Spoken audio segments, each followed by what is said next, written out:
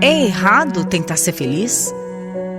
Mesmo que uma maneira trágica caia sobre as nossas cabeças, ainda assim é errado tentar viver e voltar a sorrir? Quando eu conheci o Otávio, eu já estava numa fase de querer sossegar. Já tinha namorado bastante, já tinha um bom emprego e tudo o que eu mais queria era encontrar o homem certo para formar minha família. O Otávio mostrou desde o começo que era a pessoa certa. E nele eu encontrei tudo aquilo que eu estava buscando. Casar, ter um filho, construir um lar. Esse sim é o maior privilégio de um homem. Eu concordo muito com você, sabia? Eu cresci numa família muito unida, uma família amorosa. E é isso que eu quero construir. É isso que eu quero para minha vida também. Ana, eu não tenho dúvidas de que você é a pessoa certa para me acompanhar, para ficar do meu lado nessa caminhada. Nem eu. Você aceita caminhar comigo? Você aceita de verdade ser a minha esposa? Óbvio, né? A gente se casou alguns meses depois, numa cerimônia tão bonita. Tivemos uma festa bem animada, bem gostosa. Tudo como eu sempre tinha sonhado. Ai, aquele foi um dos dias assim mais felizes da minha vida, sabe? Com toda a certeza do mundo. E até hoje eu lembro com muito carinho daquele momento. Algum tempo depois, conforme a gente tinha planejado, eu engravidei do nosso filho. E essa foi a fase mais especial da nossa vida. O Otávio ficou todo bobo. Eu sabia do quanto ele queria ser pai, mas eu não imaginava que ele ia ficar daquele jeito. É sério, sério mesmo. Ele não me deixava levantar nem para pegar um copo de água. Ele fazia tudo por mim. Quer dizer, tudo pelo nosso filho. Antes mesmo de o Pedro Henrique nascer, ele já tinha o melhor pai desse mundo. Assim que soube que eu estava grávida, o Otávio já abriu uma poupança para o nosso filho. Ele também começou ele mesmo a reformar o quartinho. Ele pintou todas as paredes, ele montou o berço. Ele até construiu brinquedos de madeira, dá para acreditar. A dedicação que ele já tinha com o nosso filho era a coisa mais linda de se ver. Quando Pedro nasceu, o Otávio se tornou um super-homem, praticamente incansável. Sabe aquela coisa da gente reclamar que não consegue dormir, que bebê dá muito trabalho? O meu marido nunca abriu a boca para reclamar de nada. Eu costumava dizer que ele só não dava de mamar, porque era impossível. Porque se ele pudesse, isso eu tenho certeza que ele faria também, viu? O Pedro virou o amor da vida do meu marido. E eu achava lindo demais ver aquilo. Eu agradecia a Deus todos os dias pela família incrível que Ele tinha me dado. E por incríveis 7 anos, nós vivemos da maneira mais bonita que se pode viver. A nossa família era exatamente tudo aquilo que eu sempre tinha sonhado. Mas Deus tem planos que muitas vezes a gente não consegue entender, que a gente não concorda, não aceita. E, infelizmente, Ele tinha um para nós que até hoje nós não conseguimos compreender. Quando Pedro Henrique estava prestes a completar 7 anos, ele começou a apresentar alguns sintomas esquisitos. O meu filho, que sempre tinha sido tão ativo, tão arteiro, ele estava cada vez mais fraco. Sempre quietinho, mais cansado.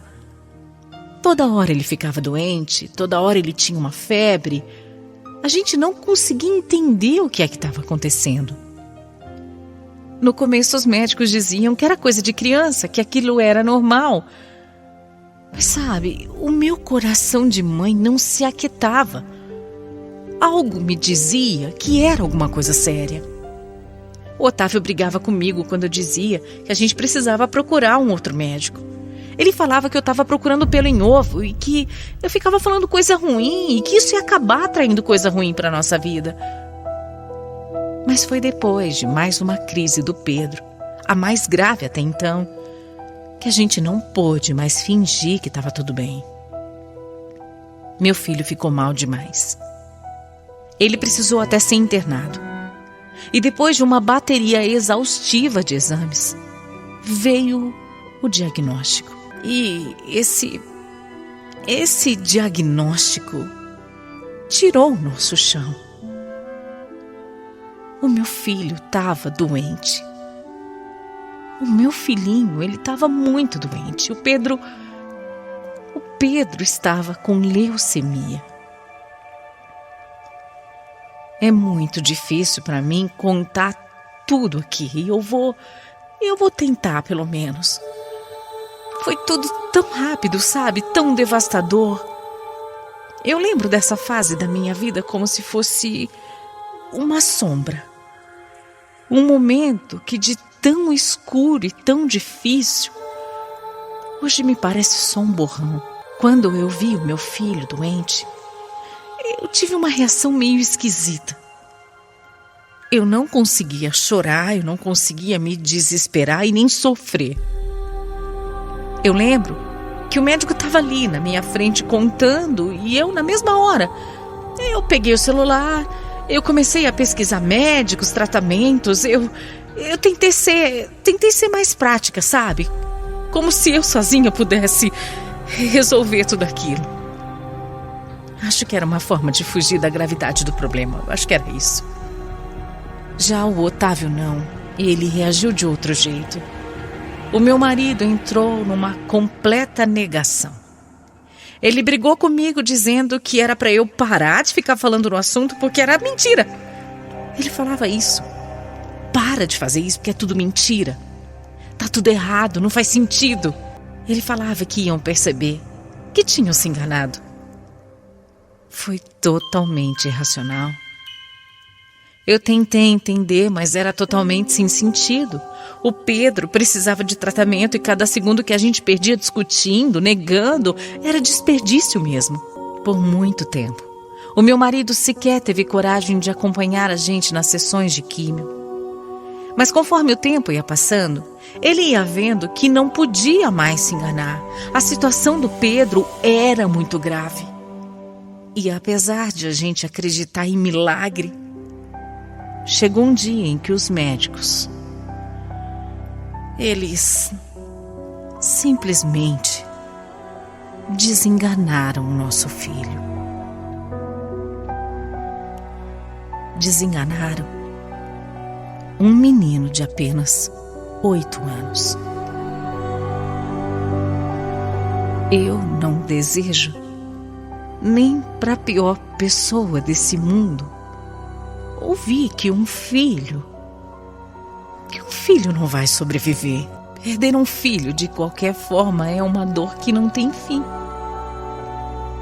Mas saber que vai perder antes mesmo de acontecer, saber que ele está ali, que você pode abraçar, que você pode beijar, que você pode sentir o cheiro dele, mas que em pouco tempo não estará mais ali, que é só uma questão de tempo, é uma dor que não tem nem como eu explicar aqui para você. A vontade era pegar o meu filho no colo, colocar ele de volta na minha barriga, sabe? Como se assim, eu fosse capaz de protegê-lo de todo o mal. É um filho, é a nossa razão de viver. Como é que a gente está ali sabendo que vai morrer e não consegue fazer nada para impedir isso? Como? É duro demais. Mas enfim, depois de muita luta e de muito sofrimento para todos nós, o meu filhinho descansou. Foi no dia 16 de junho de 2021, mesmo dia em que eu posso dizer que a minha vida também acabou. Essa é uma dor que mãe nenhuma deveria enfrentar, nenhuma. Devolver um filho é como perder o nosso próprio coração. E me diz, como é que uma pessoa vive sem coração? Eu e o Otávio sofremos tanto, mas tanto. Mas apesar da raiva que eu sentia, porque eu sentia raiva demais, eu nunca consegui me afastar de Deus, porque eu sabia que só Ele poderia me ajudar a não desistir da vida.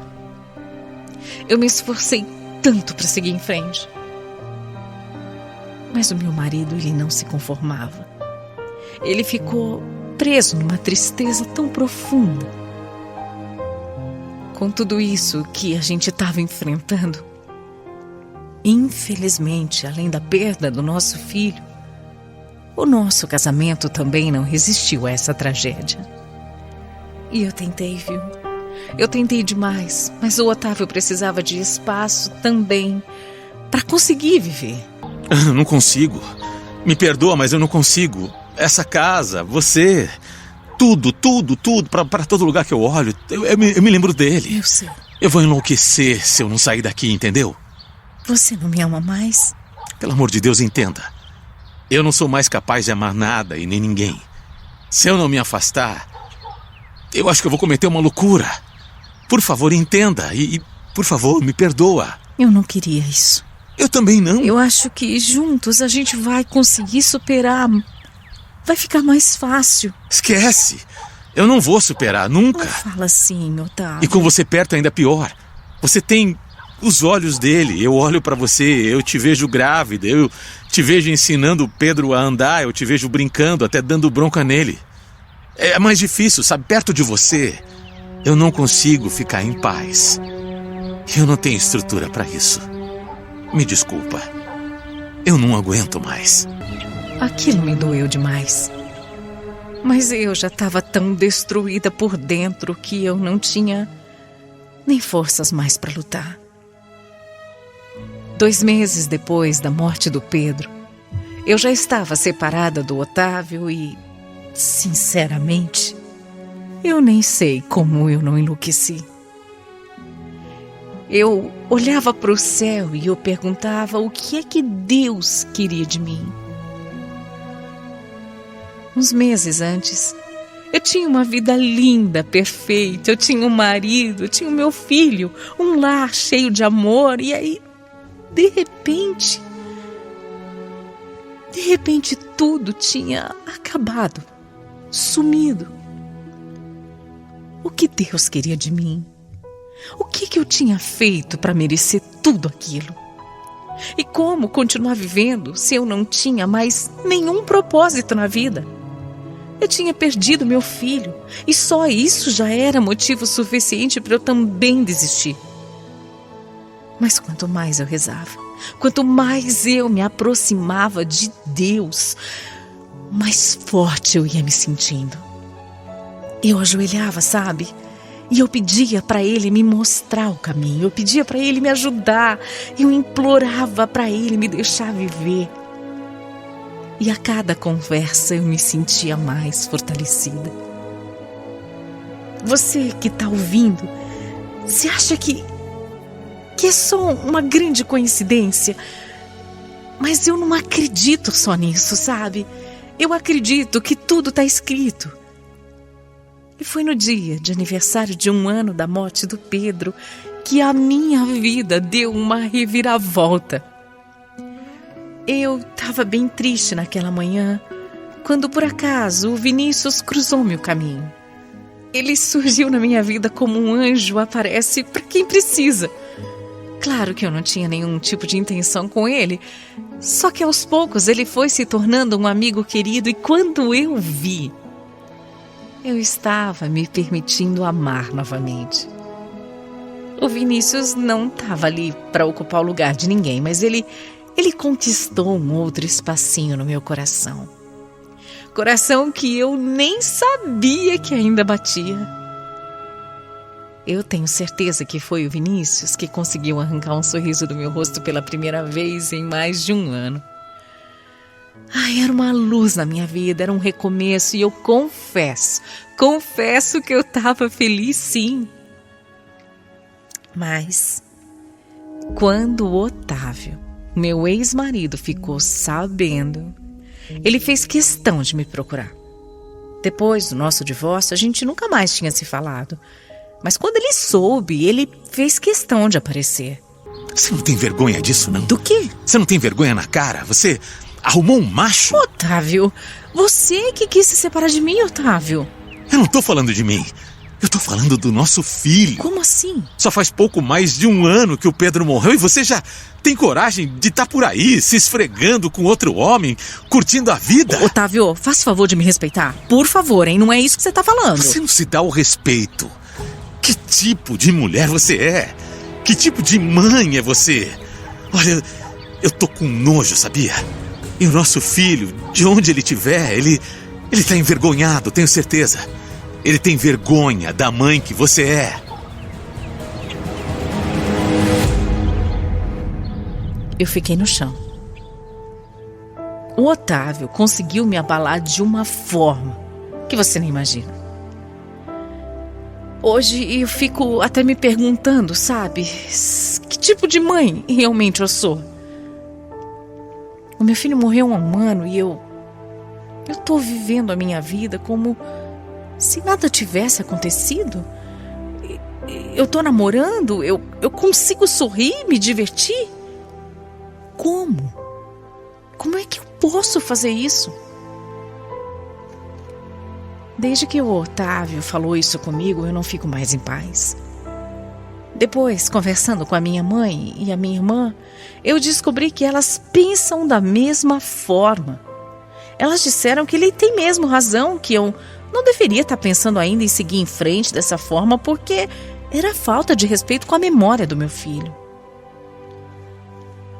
Por isso eu acabei pedindo um tempo para o Vinícius. Eu tenho medo, sabe, de pensar em que eu não ligo para o meu filho, que eu já esqueci o meu menino, porque não é verdade, gente, não é. Não é nada disso, eu juro. Eu nunca vou esquecer o Pedro e com certeza eu nunca vou conseguir superar a morte dele. Mas eu não tenho direito de nunca mais sorrir, é isso? Eu só queria ser feliz de novo. E ser feliz faz de mim uma mãe ruim?